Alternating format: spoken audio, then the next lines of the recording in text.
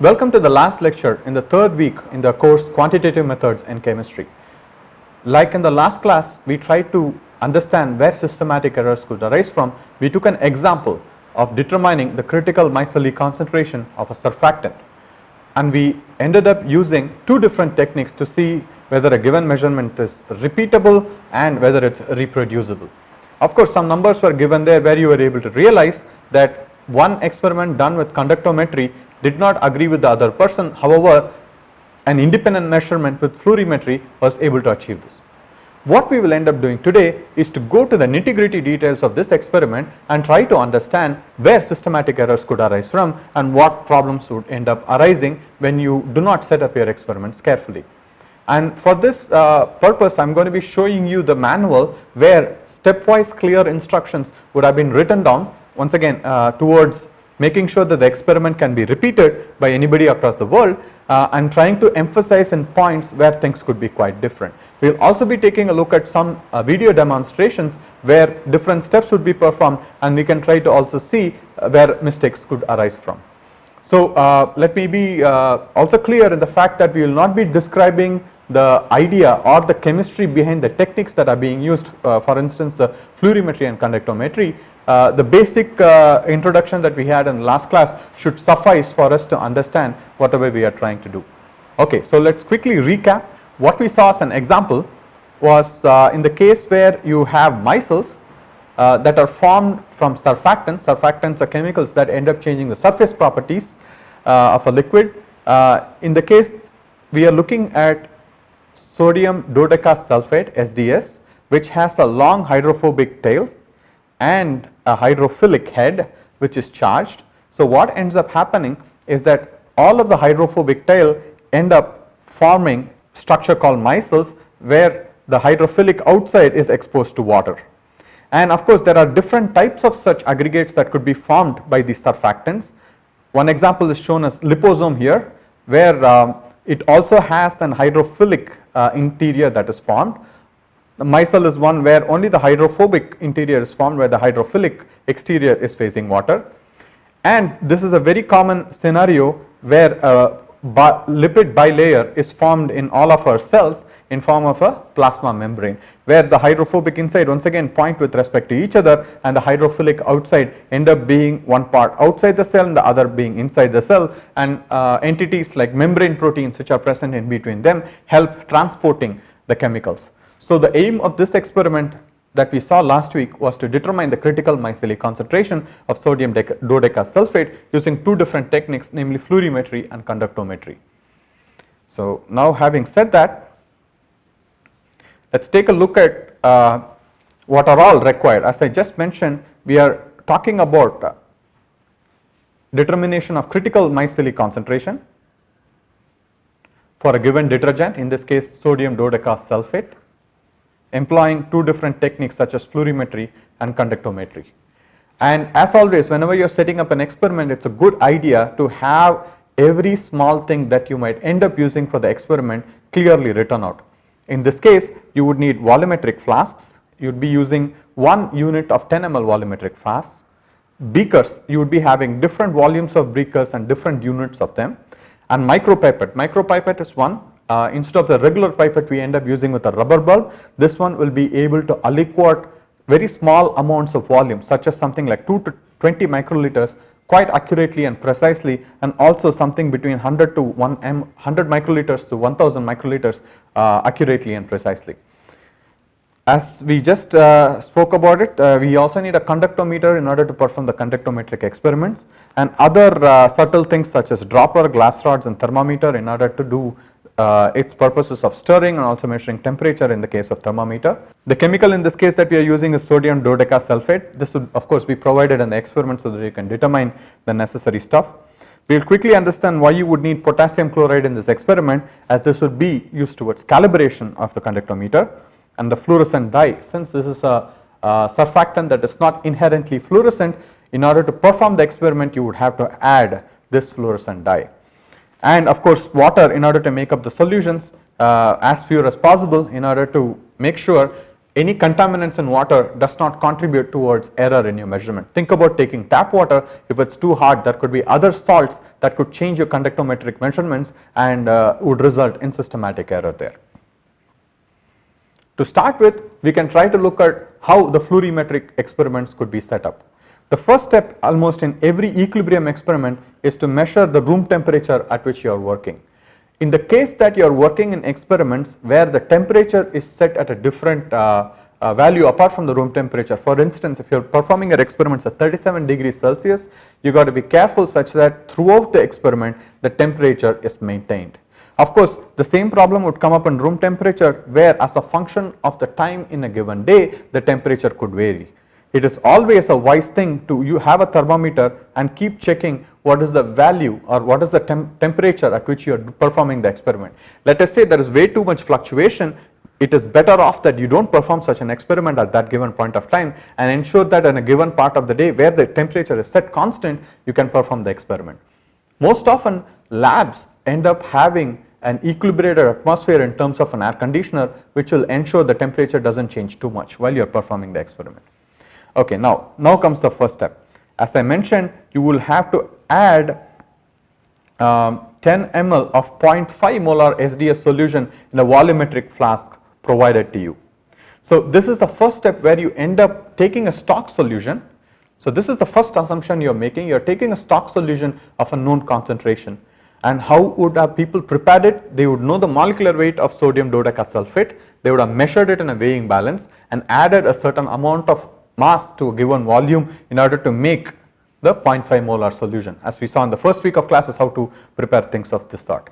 So first step in this experiment is to prepare sodium dodecasulfate solution so that you can perform your measurements in fluorimetry and conductometry. The first step here would be to prepare 0.5 molar sodium dodecasulfate. How would one end up doing it?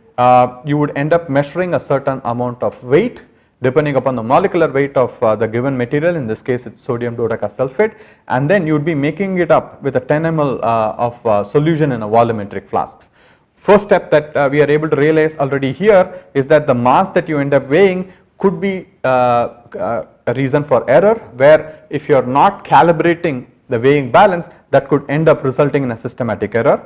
And on top of it, as I had introduced to you last class, every volumetric flask is referenced to a given temperature, let's say 20 degrees Celsius, and a standard deviation that is associated with it. So one has to be careful. So the error here could come from the weighing of the SDS and the making up of solution in the volumetric flask. One should remember, since SDS is a surfactant similar to your soap, if you are adding soap to water, it's going to result in the formation of bubbles, and this could result in the fact that it's not easy for you to determine the meniscus of this solution in the volumetric flask.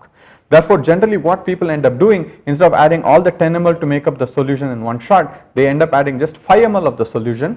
They shake vigorously, and in case the surfactant is incompletely dissolved, we end up sonicating it for a few minutes. So what this ends up doing is that instead of putting all the 10 ml and seeing that it's not completely dissolved, people generally dissolve salts or anything that's solid in multiple phases. So we end up adding a certain amount of salt, add a certain amount of water, not the entire amount, shake it or do whatever step. In this case, sonication is suggested. Sonication is a technique where you apply sound waves in order to provide energy and dissolve the material. So you try to dissolve it within a few minutes, and after all of the SDS has been dissolved in this 5 ml of water, then you ensure that all the bubbles that might have been created are completely taken out of the solution by using a hair dryer. So basically you warm it up such that you result in the bubbles bursting and no bubbles are present, so that you can carefully make up the solution to 10 ml. Once again, here comes the problem where if this is not carefully followed, you might introduce systematic error into your measurement.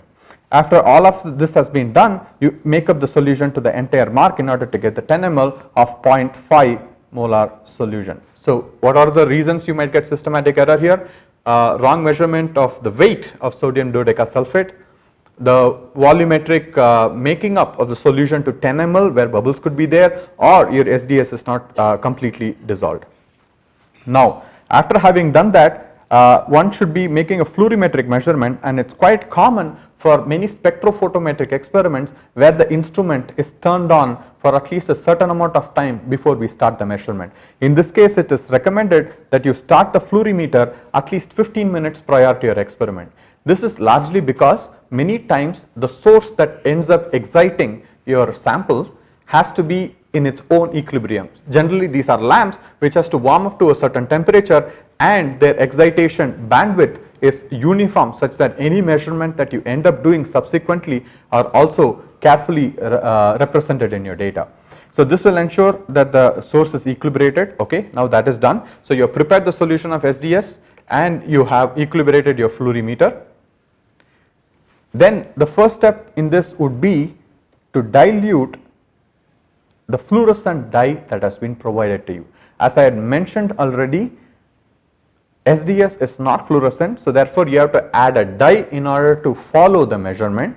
This is something very similar to adding an indicator in your titration measurements. For instance, if you are doing acid base titrations, you would end up adding phenolphthalein, and you know for a fact that unless the pH goes above a certain extent, phenolphthalein is colorless. So the basic assumption in this kind of experiments is that the indicator does not change the endpoint of the measurement. We are making a similar assumption in this experiment that the fluorescent dye that you end up using does not change the value at which the critical micelle formation happens for SDS. So this is one assumption that goes into it. While you are setting up an experiment, such assumptions are better laid out so that if there are any discrepancies, you can go back and revisit what is going on. So dilute the given fluorescent dye in a given volumetric flask, and then using a pipette, the micropipette, carefully transfer 2 ml of this solution to a clean cuvette. So why don't we take a look at how this is going to be performed. Okay, what you are able to realize here is that this is the volumetric flask we are talking about. As you are able to realize, there are some bubbles. We are assuming that the researcher has taken care of all those things, and what you see here is the fluorescent dye that we will end up using. This is the cuvette that we will be using for the measurement, and of course you always have a spare cuvette such that you can blank your solutions as required, and this is the pipette with which we will be making our measurements. As you are able to see, the cuvette is transparent on all the sides, as this is a fluorimetric measurement. If you are doing a spectrophotometric measurement using UV visible spectrophotometer, you would have cuvettes that could actually be only transparent on one parallel set of planes, not the perpendicular ones. So the pipette would help you measure very small volumes, as we had mentioned already. You have 2 different pipettes, one that will help you measure 2 ml, one that will help you measure 2 to 20 microliters.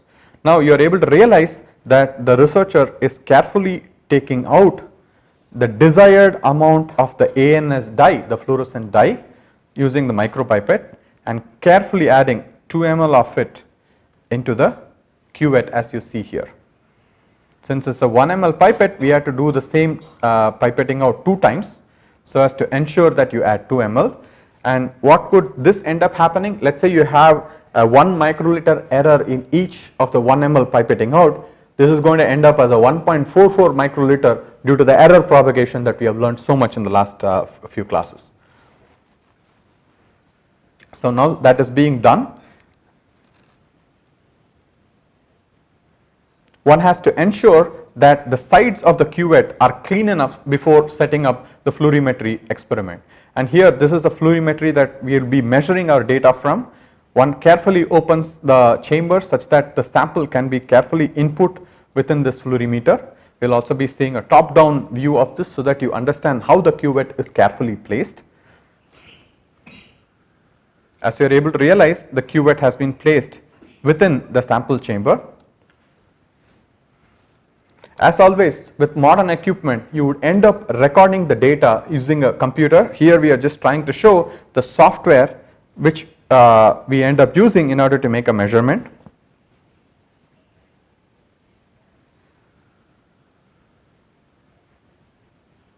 So you start the manual initialization process such that all the parameters can be carefully set.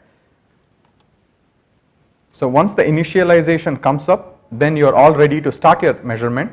So in this case we are just going to be measuring spectra, and we are going to be measuring emission spectra. So you carefully choose what you want to choose.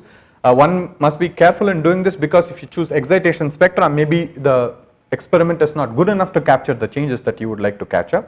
And when you are doing excitation spectra, you have to be careful about the wavelength that we are using and the range at which you will be recording the data. You will soon realize that these changes are made based on the manual that we will be seeing in a moment. So the first step is to change the excitation wavelength to the desired number, which is 360 nanometers in this experiment, and change the emission window that we will be measuring between 425 and 700 nanometers. Then you also ensure that the detectors are carefully chosen. In this case we are using 2 detectors such that it will help us get the values carefully. I am not going into the details of it, but this measurement should also be carefully done such that from these 2 detectors you take the ratio of the signal that ends up coming from these 2 different detectors. Once that is done, we end up setting it up that way. That is not important for this, but it suffices for us to understand currently that that whenever you are setting up any experiments, each parameter that you set up has to be carefully thought out and has to be put in, making sure there are no errors that propagate due to them. So once you have done that, you end up trying to measure a spectrum. So when you are able to measure a spectrum, you are able to realize as a function of the emission wavelength, the intensity keeps increasing, it reaches a certain maximum, and it slowly starts to drop off as a function of the wavelength. Okay, if you might remember the last week's classes, what we ended up understanding there is that until the micelle is formed, you are not going to have the fluorescent dye that is trapped within this micelle, which will result in low fluorescence intensity.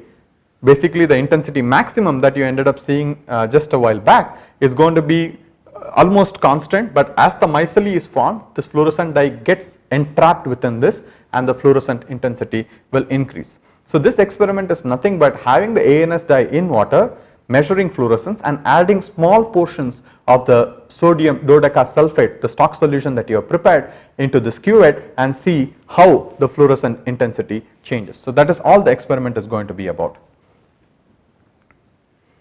And many times you will have to save your data as and when you measure your data, and this is just trying to show you as an example in a given lab experiment how you save your data.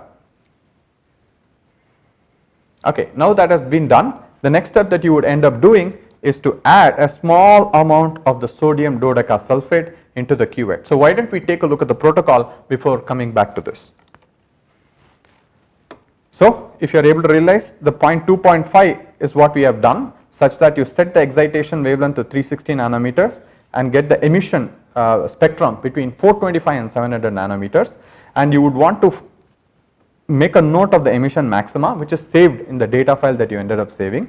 Now to this 2 ml cuvette, carefully add 4 microliters of the SDS solution that you prepared in the initial step. So basically in step 2.2 you ended up preparing 0.5 molar stock solution of SDS. So carefully add only 4 microliters of it, and this is important because once again you have to do everything quantitatively. Adding 4.1 or 3.9 or a 3 or 5 microliters would end up resulting in a systematic error. So one has to be careful there.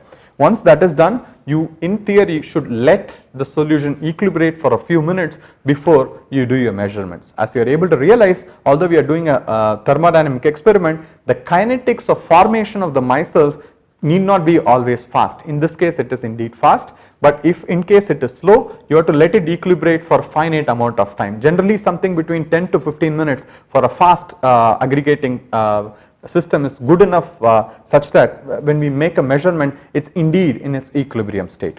So once that is done, once again you repeat the fluorimetric measurement, you assume that the overall volume is 2 ml. If you realize you are adding 4 microliters to 2000 microliters, so it's an assumption that goes into place. So any volume that comes up, you should be carefully getting the molarity of the final concentration of SDS by using the formula that we have seen before, that is C1M1 M1V1 is equal to M2V2. So this experiment is nothing but repeating that for several different concentrations of SDS and getting the emission maximum, and then plotting the emission maximum as a function of concentration of SDS. This is exactly what we saw in the last class.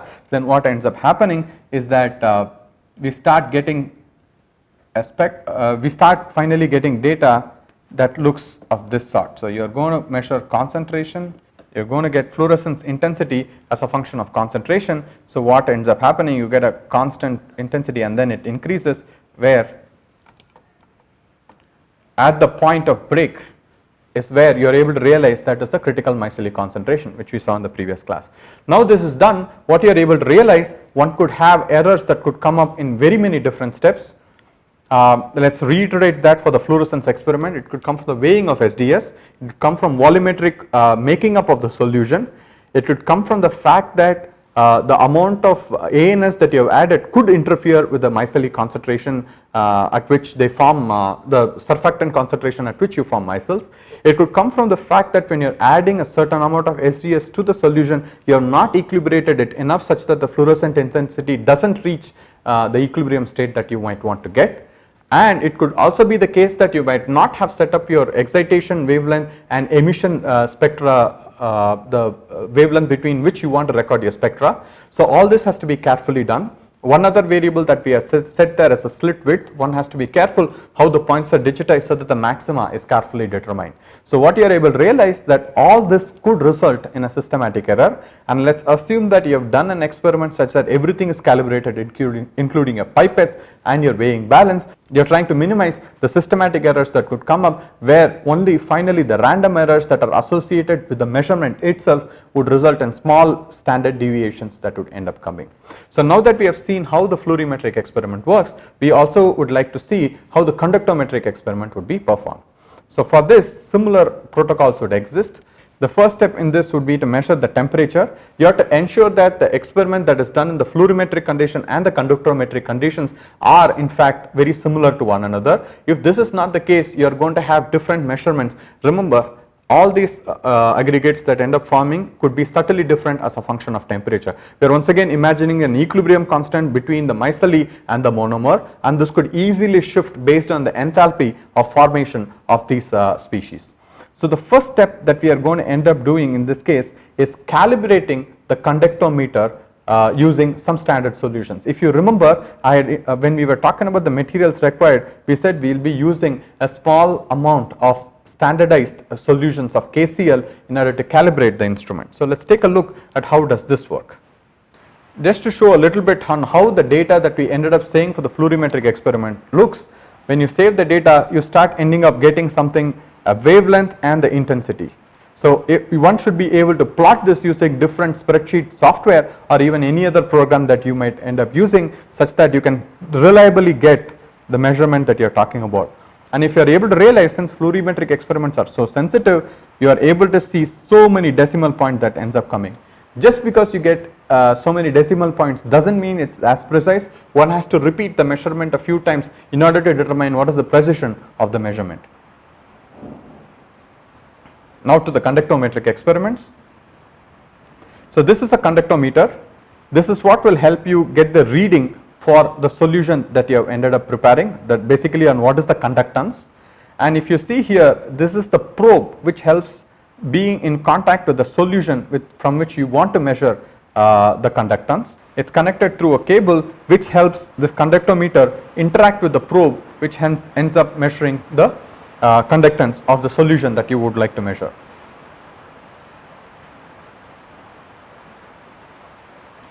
As we just mentioned, please ensure that you measure the temperature at which you are making a measurement, and it's a good idea to always put the thermometer within a water bath such that equilibrium measurements can always be taken care.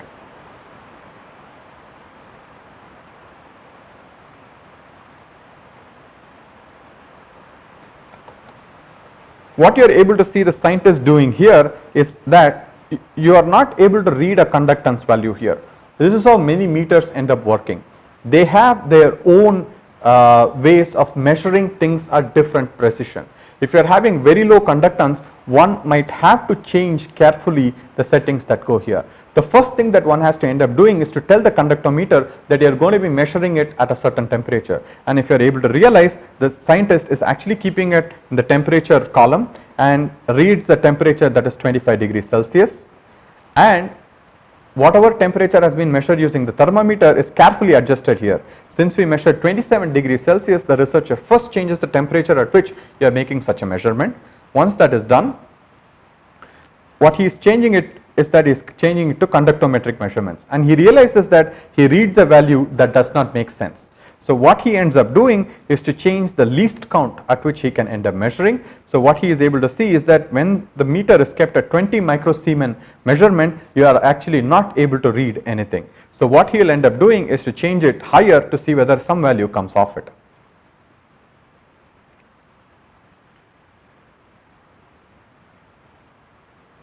So it's just changing it from 20 to 200 microsiemens, then immediately what you are able to realize is that you are able to read a value out which is 71 microsiemens.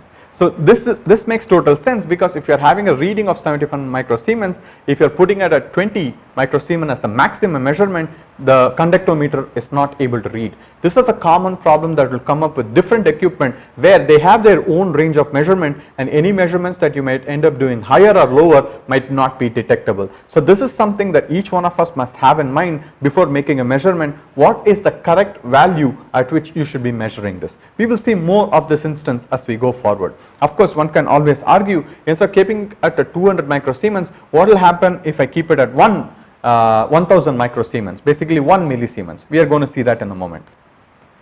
So once you are able to change it to 1 millisiemen, you are able to realize that the value from 71 goes to 0.07. You are losing the last decimal that comes, which is 1 here, meaning that from two significant figures you are reducing it to 1. So you are able to realize that if you are not setting this value right, you might start slowly introducing systematic shifts that comes up due to digitization of the equipment that you end up using. So therefore the scientist is switching it back to 200 microsiemens in order to make his measurements.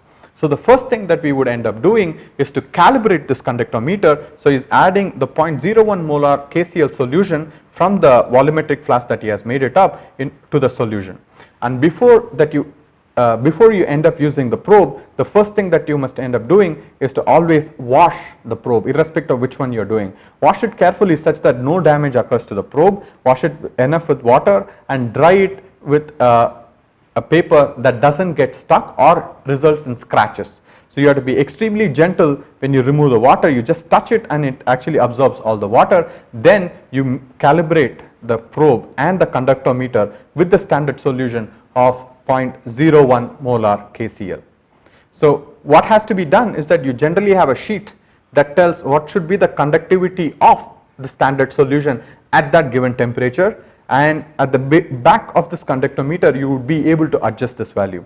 You will soon see that the researcher will carefully change this in order to match with the tables that he has obtained.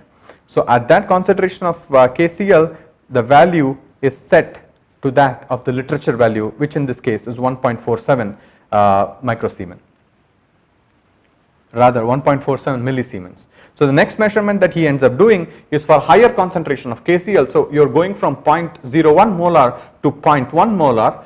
As you realize, conductance increases with the concentration of the ion. When you increase the concentration, you are able to realize the value went outside the detection limit at 1 millisiemen setting.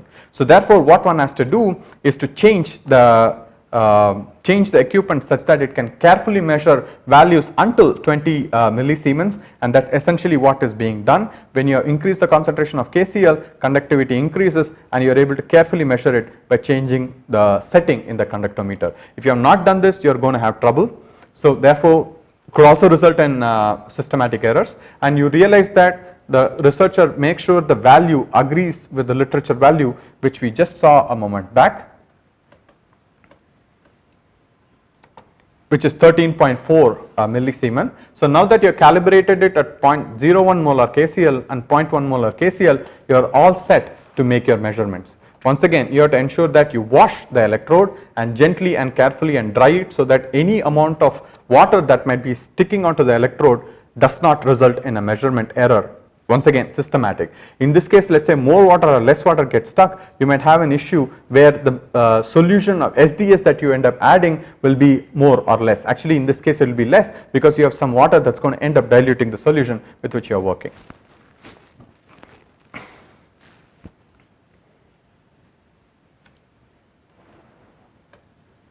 when you have only pure water, there is no conductance that comes. Of course, there will be a small amount of conductance which the scientist is able to change it to the 200 microsiemens value, and he is able to read about 63 microsiemens that comes up. Okay, now that is done. Of course, he is just trying to show you if the setting is kept at 20 microsiemens, you don't read anything proper. So whenever you don't read anything proper, check whether your instrument is carefully kept at the setting that it has to be kept in.